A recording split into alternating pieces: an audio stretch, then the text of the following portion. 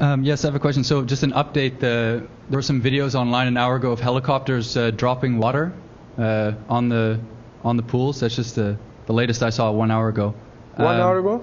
There were military helicopters dropping water. And so my question is, the power stations, when they're operating, they're nominally around 500 megawatts each.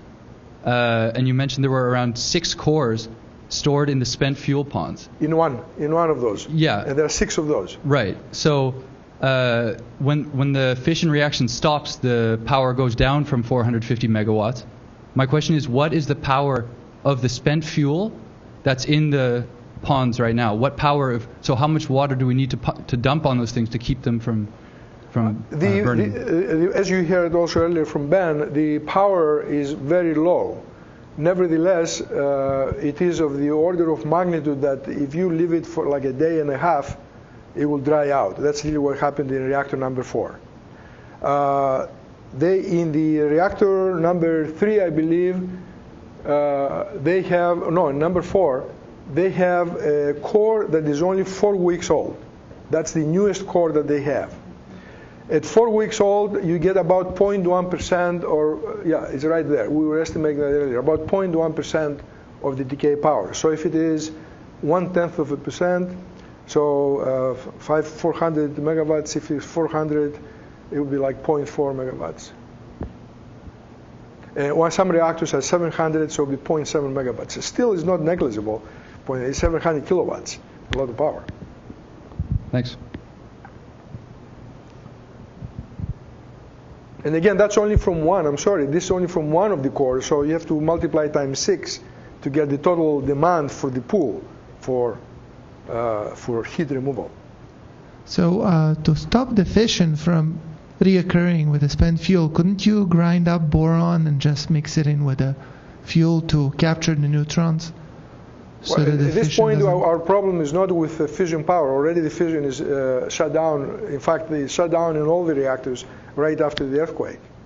So there's no fission. It's just all the decay power that you heard earlier in the Ben's talk, that this is going to keep producing. It has nothing to do with fission. But you mentioned that the fission may occur if you don't keep the fuel separate. If the stuff came down and get into an unfavorable geometrical configuration because of the presence of plutonium, then you can get very critical.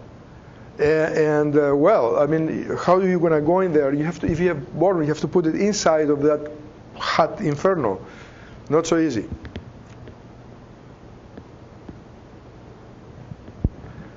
But maybe that's not such a big problem, because I just heard that in reactor number 4, they think that the fuel in the pool already collapsed and nothing happened. It looks like it already melted.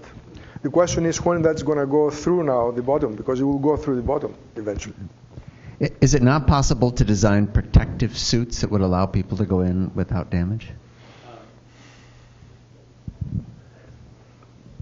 To stop, so for alpha radiation, so we've got our 3 types of radiation. For the alpha particles themselves, a bunny suit is fine. Just cloth will stop them. Betas and gammas, to stop half of the gammas, you need about 3 centimeters of lead. So no, it's not really feasible at all. Even in nuclear. In real nuclear cleanup scenarios, it's very difficult even to build robotics because electronics don't survive. I was watching videos recently of the robots being used to clean up radioactive waste sites at the Hanford lab. They have to build all hydraulic robots because they cannot put electronics into these high radiation environments. That probably would have been true on the roof of Chernobyl, and I suspect it's true in some of these environments also. Okay. I think the historian would like to say a few words. Sure. So Ben didn't invite me here just to be moral support. He actually asked me to say something verging on intelligent. I tend to think about this, I guess, through a different lens, and that's not thinking about it in the sense of 2011, but thinking about it more from maybe the framework of 1954. And the reason I picked that is threefold. In 1954, that's when Japan's nuclear power program actually started. And 8 years after the start of that program, they had a working reactor that was initially started with help from the British. which in some ways both direct and indirectly leads us to today. But in another way, and I think it's what's important, is that Japan's nuclear history is very different from our own. We don't think of World War II as a nuclear war, but that's how it ended. And Japan's experience with that was very different, obviously, than ours. But in 1954 also, there was a time when there were lots of nuclear tests being done around the world, and there was one specifically in the South Pacific, a test called Bravo, that resulted in explosive power about 2.5 times greater than what the physicists and engineers in the United States working on the project thought would happen.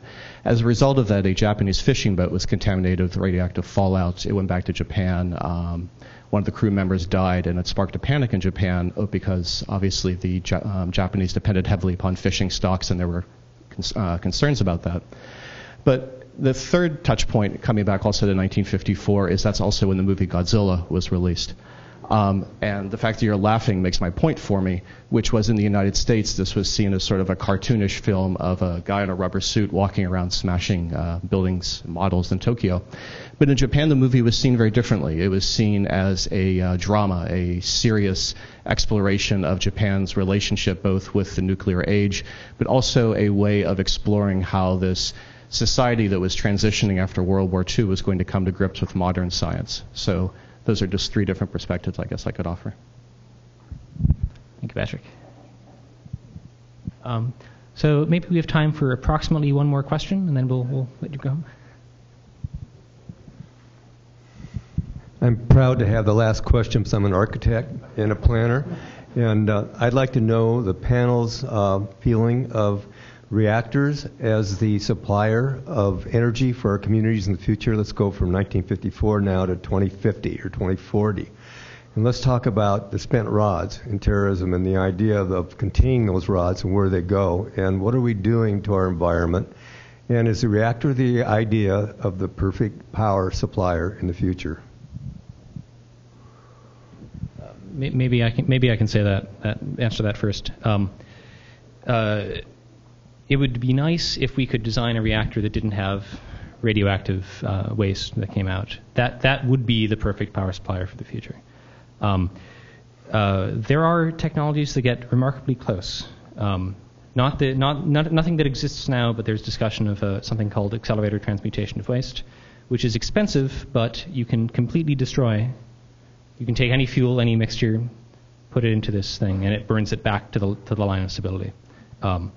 At a cost of, I think you reuse 10% of your power in the sort of recirculator, and you can destroy all your fuel with no proliferation hazard because it doesn't make plutonium.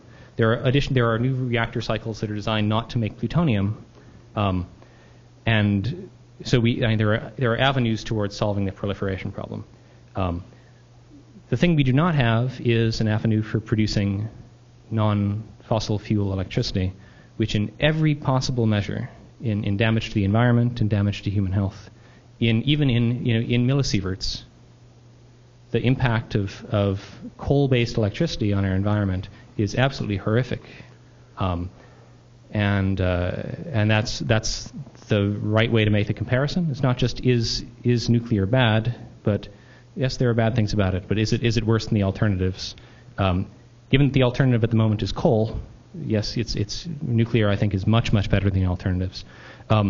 Waste disposal is something I take some interest in. It's an evolving problem, and there are not great answers yet, except for going to new fuel cycles. But I think those cycles are on the horizon. It'd be nice if we started building reactors again, so we could actually implement one of them. Okay, I'd just like to add a couple of things to that. First of all, I think it's a major mistake and is a major incongruency to have nuclear power and not have the ability to reprocess. All that creates is a huge amount of fuel that is lying around in pools, and it keeps on adding and adding and adding, and nobody wants to dispose of it. So we are creating a huge problem by this, first. Secondly, about the future of nuclear power, I want to say that the whole thing needs to be rethought. The infrastructure basically was destroyed in this country in the last 20 or 30 years because of the way that nuclear power was handled, politically and the way that the other forces played into that. Personally, I left actually the field of practicing nuclear safety about 10 years ago. Unilaterally, I left because I just became sick of the way that things were being done. I think we have major problems in our institutions, and that means regulatory institutions, governmental policy-making institutions, on the other hand, the industrial institutions. And they all need to come to a new reckoning of how they are going to behave, how they're going to organize, and how they're going to go forward in a real secure way that makes sense. So you don't have things like this happening in this country or in other places as well. And that creates there are a lot of competing forces because there's economics. You try to ask to protect for earthquake 9 is going to cost you not the same as you protect for earthquake 7. And now then already 10 years ago nuclear was not competitive, so now you're asking how you're going to do that. So it's the same thing like you're killing it. So, but I think personally I believe that the whole thing needs to be rethought, and I have great doubts whether as a country, given how the whole political situation is, we're able to do that even. So it's not a good story. And I think that not a good story pretty much sums up the talk.